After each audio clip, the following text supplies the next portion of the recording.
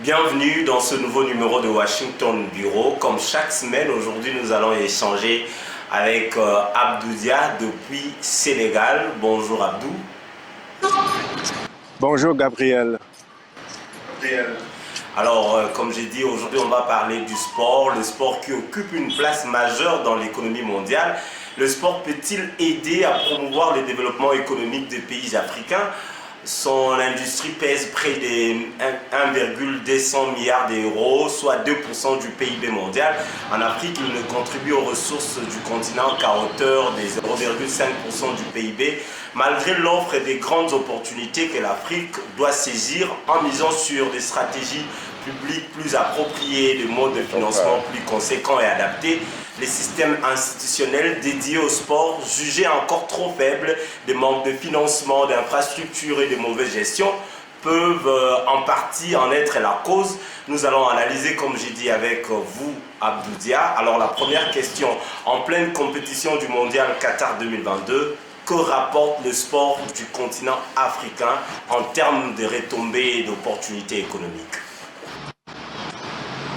Alors merci Gabriel. Et cette même question, je l'ai posée à un de mes invités de l'émission Washington Forum que j'ai animé depuis Dakar. Cet expert du droit du sport et également de l'économie, je pense qu'il est vraiment, malgré les chiffres qu'on avance, on parle de 0,5% du pays mondial qui revient donc à l'Afrique. Mais lui, il pense qu'en fait, les chiffres sont très difficiles à évaluer, que l'apport du sport est très difficile à quantifier pour ce qui est de l'Afrique, parce que c'est toujours un secteur qui n'est pas très... Tellement il y a beaucoup de chiffres qui nous échappent, mais il est clair que de plus en plus on sent l'impact économique du sport dans les économies africaines, même si malheureusement il est toujours difficile de quantifier cela. Ce qui est clair, c'est que les secteurs s'organisent de plus en plus dans certains pays pour rendre professionnel, par exemple, le football et justement de s'assurer que ce football professionnel génère des revenus pour tous les acteurs, mais de façon plus large aux économies africaines. C'est un peu un balbutiement, mais les personnes à qui nous avons parlé pensent qu'en fait c'est un début, c'est un bon début. La ligue professionnelle a été mise en place il y a quelques années. C'est vrai que le secteur privé n'est pas encore en force dedans, mais c'est un peu l'objectif, c'est d'attirer vraiment les privés à investir dans le sport pour que ce ne soit pas juste une affaire de mécénat. J'ai dit, comment le continent peut-il profiter davantage de ces retombées qui jusque-là sont minimes par rapport à tout ce qu'il y a dans le domaine du football, investisseurs et tout le monde? Comment l'Afrique peut-il profiter de ces avantages? Alors, il y a deux niveaux, hein, je pense. Le premier, c'est comment est-ce que tous ces footballeurs professionnels qui sont formés en Afrique et qui sont un peu un gros contingent des championnats européens, tous ces revenus générés par ces footballeurs professionnels africains peuvent profiter aux économies africaines. Il faut peut-être une meilleure formation de tous ceux qui sont impliqués, disons, de la négociation des contrats, aux écoles de football, disons, à tout ce secteur.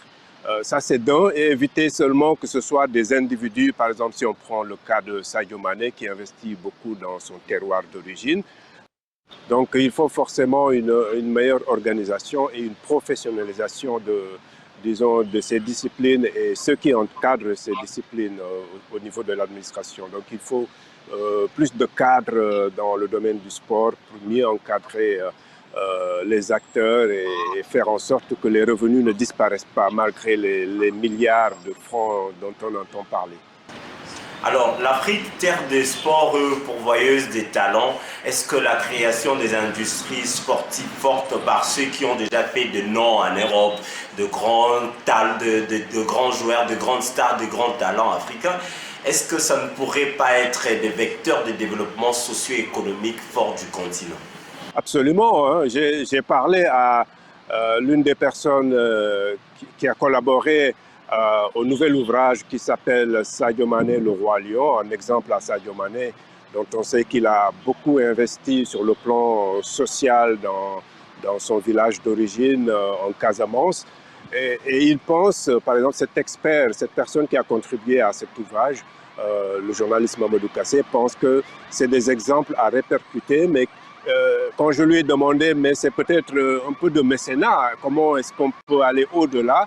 Mais lui, en fait, sa réponse, c'est de dire que si, par exemple, Sadio Mané investit dans le social, il crée un hôpital, disons, de plus de 300 millions de francs CFA dans son village d'origine, ou s'il crée un petit stade de football, en fait, ça va générer aussi des ressources parce que les gens des villages environnants vont venir dans ce village de Bambali et y investir. Donc, même si c'est l'action d'un individu, ça peut créer des revenus dans cette localité en particulier. C'est vrai que l'État ne devrait pas juste compter sur des individus, fût-il Sadio Mané ou quelqu'un d'autre. Il faudrait que nos États en Afrique puissent aller au-delà et encadrer tous ces footballeurs professionnels qui gagnent de l'argent. On a malheureusement vu des sportifs de haut niveau qui, après leur carrière, n'ont pas réussi à bien gérer leurs revenus et sont un peu tombés dans la dèche. Et c'est vraiment dommage parce que c'est quand même des revenus importants. Donc c'est la question de savoir comment aider tous ces jeunes à se convertir après leur carrière sportive. Et donc vraiment, c'est un peu aller dans ce sens-là que les États en fait doivent investir. Alors, eux aussi, ils se plaignent, hein, les footballeurs ou les sportifs en général, quand ils viennent en Afrique pour investir, il y a beaucoup de problèmes. Il faut passer par des commissions, il faut passer par des taxes qui pèsent sur eux, alors ils n'arrivent pas à pousser l'économie dans leurs pays respectifs. Est-ce que ce n'est pas parmi les causes qui font à ce que les stars du monde du sport restent un peu en Europe ou qu'ils n'investissent pas en Afrique? C'est un point très important. Moi, on connaît ici beaucoup de footballeurs professionnels qui ont été victimes d'arnaques, soit de membres de leur propre famille ou des amis ou d'agents qu'ils ont recrutés justement pour investir chez eux. Et ça s'est mal terminé. Donc, ça repose en fait la question de l'encadrement de ces sportifs. Il faut qu'ils soient bien encadrés. Eux-mêmes, il faut qu'ils soient initiés au métier des finances et on peut avoir un peu de notion en matière de management et de gestion. Tout cela, il ne s'agit pas juste d'être talentueux sur le terrain, il faut également avoir un petit accompagnement. C'est un peu l'exemple qu'on voit aujourd'hui aux États-Unis, parce qu'aux États-Unis aussi, beaucoup de footballeurs de la communauté africaine, afro-américaine sont tombés un peu dans ce piège, malheureusement. Donc, de plus en plus de sportifs vraiment recrutent les meilleurs gestionnaires et eux-mêmes s'initient un peu à la gestion. Donc, c'est un peu tout cela, mais malheureusement, c'est des choses qui arrivent et souvent, c'est le fait de membres de leur propre famille, malheureusement. Est-ce qu'au-delà de stars du monde sportif, est-ce que les institutions africaines ou sous-régionales dans l'Afrique ne peuvent pas organiser des compétitions comme on le voit en Europe qui peuvent générer plus d'argent et donner de l'économie un peu plus forte en Afrique? Oui, moi je pense que, d'ailleurs comme beaucoup d'experts le disent, il nous faut des championnats locaux très forts.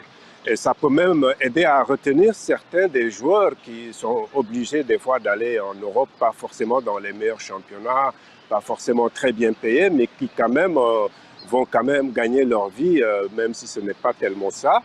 Si on avait des championnats assez forts qui génèrent des revenus avec, disons, des revenus publicitaires assez conséquents, peut-être que ça allait aussi attirer le public, parce que le public, il adore le football, mais il veut un football de qualité aussi. C'est la raison pour laquelle ils sont tournés un peu vers des grands championnats comme la Champions League, la Liga et autres. Mais en Afrique, je pense que ceux qui aiment le sport devraient travailler justement à des championnats locaux de qualité pour rehausser un peu le niveau et justement intéresser davantage les privés. Parce que l'objectif final, c'est ça, c'est pour que les privés puissent investir dans le sport. Ce n'est pas l'État qui peut faire cela. L'État a des limites en termes d'investissement.